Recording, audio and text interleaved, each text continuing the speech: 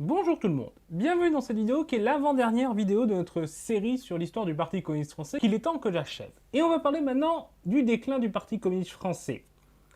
Le PCF avait atteint son apogée à la Libération, entre 26 et 28% des voix en 1946. Il va connaître d'abord une première baisse avec le retour à la normale de la vie politique, mais se stabiliser autour des 25%. Puis une nouvelle baisse avec le retour de gaullisme qui va venir le concurrencer auprès de l'électorat résistant. Il va alors tomber à 19%, puis remonter entre 20 et 22%. Et c'est à peu près à ce niveau-là qu'il est au début des années 70, lorsque l'union de la gauche se fait avec le PS. Et c'est à ce moment-là que le Parti socialiste va dépasser le Parti communiste et s'imposer comme la principale force politique de gauche jusqu'en 2017 et devant le PCF jusqu'en 2022, puisque donc le PS devance le PCF aux législatives de 1978, même si le PCF reste alors à plus de 20% des voix, et qu'à toutes les élections depuis, le PS a été devant le PCF jusque du coup en 2022 où Fabien Roussel a dépassé Anne Hidalgo. Quelles sont les raisons de ce déclin? Il y en a plusieurs. Déjà, il y a la guerre froide qui joue. Le PCF apparaît comme le parti au service de l'URSS, une puissance ennemie. C'est également les révélations sur les crimes du stalinisme et les autres errements de l'URSS qui ternissent l'image de ce pays et donc de l'idéologie qui lui était associée. Et le PCF qui en plus était très affilié, mais ça nous en parlerons dans la dernière vidéo, à l'URSS et au régime soviétique, va forcément pâtir de cette situation. Si on ajoute à ça la chute de l'URSS qui vient rajouter du coup un peu l'idée que le communisme est une idée du passé, le déclin du monde ouvrier qui était sa zone de force, l'exclusion de cadres réguliers qui finissent quand même par affaiblir le parti, l'écartement de certains intellectuels suite à ces exclusions et ces purges, ça affaiblit pas mal le Parti communiste français qui reste reconnu dans son rôle dans les luttes et son aspect bon gestionnaire local, mais il suscite la méfiance en ce qui concerne l'exercice du pouvoir national. Autre aspect du coup, comme je l'ai dit, l'union de la gauche qui permet au PS de dépasser le PCF. L'union de la gauche, ça s'ouvre en 1972 avec la signature d'un accord entre le PCF, le PS et une partie du Parti radical, qui va former par la suite le Parti radical de gauche, qui est donc une période de bouleversement pour la gauche et pour le PCF. Ça s'accompagne d'un programme commun assez ambitieux qui parvenait à satisfaire le Parti communiste français et le PS, et ça va permettre, pour la première fois depuis longtemps, et pour une première fois de manière durable, au Parti socialiste d'exercer le pouvoir. En effet, à l'époque du Front populaire, le PS n'avait exercé le pouvoir que de manière peu durable, Léon Blum ayant resté à la tête du gouvernement qu'une année. Par la suite, sous la 4ème République, les périodes d'exercice du pouvoir du PS avaient été assez courtes et avec un pouvoir souvent partagé dans un contexte de large coalition, dépassant souvent du coup les frontières de la gauche, notamment avec le MRP, démocrate chrétien. Là, on va avoir un gouvernement de gauche pendant plusieurs années avec uniquement des partis officiellement de gauche et où le PS va être largement dominant. Mais du coup, par cette union, qui se matérialise notamment au présidentiel de 1974 avec la candidature commune de François Mitterrand, qui avait déjà été candidat commun en 1965, mais à l'époque, il n'était pas membre de la SFIO. C'était un indépendant de gauche. Cette fois, il est clairement membre du PS. C'est le candidat du PS, et il devient alors la figure de la gauche, et par ricochet, le PS devient la figure de la gauche pour une grande partie de l'électorat. Et donc, à partir de ce moment-là, une partie électorale de gauche qui votait pour le PCF sans forcément être totalement affiliée au PCF, va passer au PS, permettant dès les cantonales de 1976 au PS de dépasser pour la première fois depuis la Libération le Parti communiste français. Donc la période est difficile pour le PCF qui perd sa domination, cependant au début il n'y a pas de recul électoral, et même plutôt une progression si on regarde en termes de militants. Il commence à 300 000 adhérents, il est à plus de 500 000 adhérents en 1978. Plus d'élus grâce aux alliances à la gauche. Les municipales de 1977 voient le PCF regagner une partie de ses villes perdues. La ceinture rouge se renforce à ce moment-là. 72 villes de plus de 30 000 habitants, 155 entre 9 000 et 30 000 habitants. Il tient des villes comme Béziers, Saint-Étienne, Reims par exemple, en plus des villes de la banlieue rouge. Et les législatives de 1978 verront le PCF rassembler 86 députés, 13 de plus qu'en 1973. C'est le plus grand nombre de députés qu'il n'a jamais obtenu pendant la 5ème République et il n'a jamais fait mieux depuis. Cependant, cette période d'apogée n'est qu'un court répit, puisque à partir de 81, le recul va s'accélérer et cette fois, ça va se voir également au nombre d'élus. Déjà, au présidentiel, il est écrasé par le PS en ne rassemblant que 15% des voix. Mitterrand s'est clairement affirmé comme le principal candidat de la gauche et l'écrase. Et devant ce PCF avec plus de 10 points d'avance en faisant 25,8% des voix. Et les législatives qui vont suivre vont être très compliquées pour le PCF là aussi, puisqu'il ne rassemble que 16,1% contre 20,6%, et le PS de son côté monte à 36% suite à l'élection de Mitterrand. Et en termes d'élus, c'est violent, puisque vu le PS profitant de cette vague rose, il va devancer nos nombreux députés sortants communistes, qui passent du coup de 86 députés à seulement 44, perdant quasiment la moitié de ses élus. Et c'est un de ses plus mauvais résultats, à la fois non seulement électoralement, mais en nombre de députés, depuis la Libération.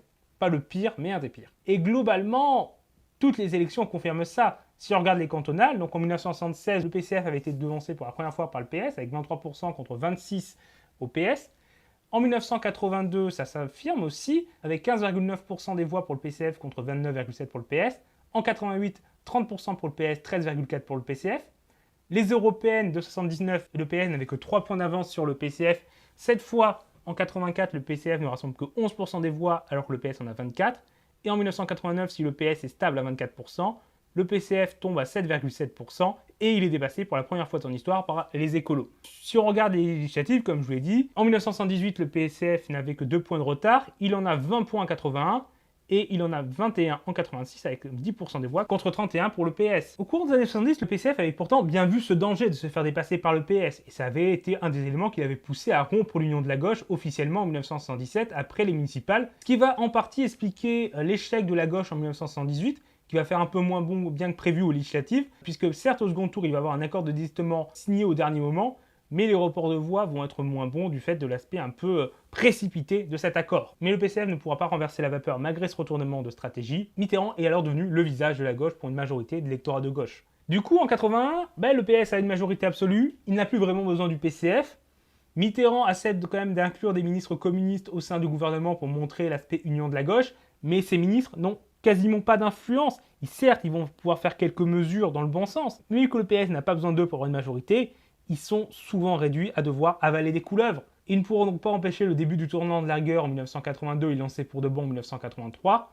En 1984, le PCF va quitter le gouvernement sans avoir pu infléchir sa ligne, et il va subir en 1983 la vague bleue, qui va lui faire perdre une vingtaine de villes de plus de 30 000 habitants, et donc un score catastrophique de 11% des voix aux européennes de 1984. Dans le même temps, il doit également faire face à la concurrence sur sa gauche, et notamment avec les mouvements de mai 68 qui existent toujours, avec des mouvements anarchistes qui ne se présentent pas aux élections, mais aussi surtout trotskistes qui se présentent aux élections. Certes, il ne rassemble que quelques dizaines de milliers d'adhérents, certes, à ce moment-là, il ne dépasse pas les 3% des voix, mais ils arrivent à concurrencer le PCF dans le monde syndical, dans le monde étudiant, dans le monde des intellectuels, ce qui le fait perdre en influence. Et clairement, le PCF voit cette concurrence d'un mauvais œil. Et il veut donc réaffirmer alors son aspect révolutionnaire pour ne pas être dépassé sur sa gauche, tout en devant maintenir l'alliance avec le PS, qui est de plus en plus nécessaire puisque le PS le dépasse largement. Un grand écart compliqué. Et donc le recul va se poursuivre. Il tombe sous la barre des 10% pour la première fois en 1986. Il ne rassemble que 6% au présidentiel de 1988, certes avec la présence d'un dissident, et il va quand même réussir à rassembler 11% des voix aux législatives. Par la suite, il va stabiliser entre 7 et 9% durant les années 90, avant de connaître une nouvelle chute, notamment suite aux mutations de la période Robert Rue et de la gauche plurielle, à partir du moment où le PCF va commencer à être sérieusement concurrencé au sein de la gauche radicale par l'extrême gauche trotskiste, qui va récupérer une partie de l'électorat contestataire qui a quitté le PCF, et ainsi en 2002 et 2007, le PCF va être devancé par des candidats d'extrême gauche, Laguiller, Besancenot en 2002, uniquement Besancenot en 2007, et même si aux autres scrutins, l'implantation des candidats communistes lui permet de garder sa domination, elle n'est plus aussi incontestable qu'avant. Et par la suite, ça va être les mouvements de Jean-Luc Mélenchon, d'abord parti de gauche, puis la France Insoumise, qui vont progressivement aussi prendre le leadership au sein de la gauche radicale. Et c'est une des raisons qui explique une certaine rancœur du Parti communiste français envers la France Insoumise, qui a l'impression de s'être fait piquer son créneau. Et donc si certes c'est un peu vrai que la France Insoumise a réussi à piquer ce créneau, c'est aussi le PCF qui a un peu contribué à perdre son influence sur ce créneau-là. Et aujourd'hui, le Parti communiste français seul a du mal à faire plus de 2 ou 3% des voix. Dans le même temps, l'UMA perd également énormément de lecteurs, les organisations proches du PCF s'affaiblissent, par exemple la CGT, et en termes d'élus, en effet, la chute continue, avec seulement 53 villes de plus de 30 000 habitants en 1983, 46 en 1989, et seulement 41 en 1995, et plus qu'une poignée désormais. Au niveau des nombres de députés, la chute aussi se poursuit. Comme je vous l'ai dit, 44 députés en 1981, 25 en 1988, 18 en 1993 et 12 députés aujourd'hui. La chute, là aussi, a continué. C'est également une période de mutation pour le parti, à la fois avec au niveau de sa direction. Il y a notamment la période Georges Marchais qui s'ouvre à ce moment-là. Donc la période de recul commence avec Georges Marchais, qui va être leader emblématique du parti pendant quasiment une vingtaine d'années, et qui certes aujourd'hui est très populaire au sein des militants du Parti communiste français, mais on ne peut pas nier que sa période de direction a été globalement un échec pour le parti. Même si c'est loin d'être le seul parti communiste d'Europe à avoir connu des difficultés durant cette période, Et ça serait malhonnête d'imputer tout ça uniquement à Georges Marchais. Mais ça serait aussi malhonnête de vouloir l'en exonérer totalement. En termes de sociologie, c'est un parti aussi qui évolue. On passe d'un parti où les ouvriers dominaient à un parti où certes les ouvriers restent assez présents, mais avec un recul de plus en plus important. Dans les années 70, ils ne sont plus majoritaires, avec entre guillemets seulement 45% de la base. On a également les professions agricoles qui disparaissent et les professions intellectuelles, employés, fonctionnaires qui se développent. Un parti qui s'ouvre plus aux classes moyennes. Et ces évolutions vont se poursuivre, vont commencer dans les années 70, ça vont se poursuivre dans les années 80 et également dans les années 90, avec notamment les mutations de la période Robert Rue, des cadres ouvriers qui sont alors remplacés par des fonctionnaires, journalistes, un parti qui ne privilégie plus les ouvriers dans les promotions internes, les écoles du parti par exemple qui disparaissent ou perdent leur fonction d'éducation populaire au cours des années 90, ce qui fait qu'on perd ces mesures de promotion du militant d'origine populaire, et c'est plus du coup en effet les catégories qui sont favorisées dans le milieu politique, des personnes avec un plus haut niveau d'études, des personnes qui ont des facilités pour s'exprimer, des facilités aussi en termes de compétences administratives, donc les enseignants, les cadres administratifs, les journalistes, qui vont devenir de plus en plus importants au sein du parti. On a également les employés de collectivités locales qui gagnent en importance, notamment parce que les élus locaux deviennent de plus en plus importants pour un parti communiste français qui est en perte de vitesse au niveau national. Un parti aussi qui a des difficultés sur le point de vue financier, qui ne peut plus entretenir un aussi grand réseau de permanents, et ces cadres doivent donc devenir des élus. Il y a donc un effet de notabilisation des militants du parti communiste français. Et du coup, comme il est aussi de plus en plus dépendant de ses élus, les liens avec le PS vont forcément se renforcer puisque le PS devenant hégémonique à gauche, il est nécessaire pour avoir des élus notamment au niveau des régions, mais également pour avoir des mandats municipaux dans les villes où le PCF n'est plus assez fort seul, mais également pour éviter de perdre certaines communes face à un PS qui est maintenant largement au niveau national devant le PCF. Le discours de classe également s'atténue pour un discours plus consensuel, s'adresser à l'ensemble de la société.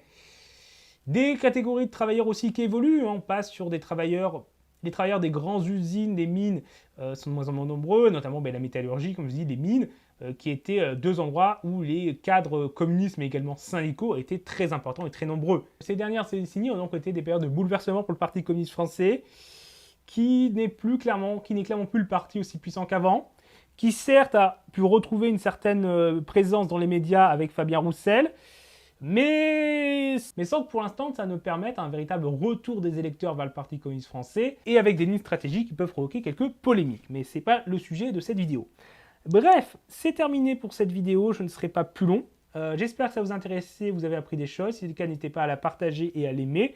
N'hésitez pas également à vous abonner pour ne pas rater nos prochaines vidéos. Au revoir tout le monde!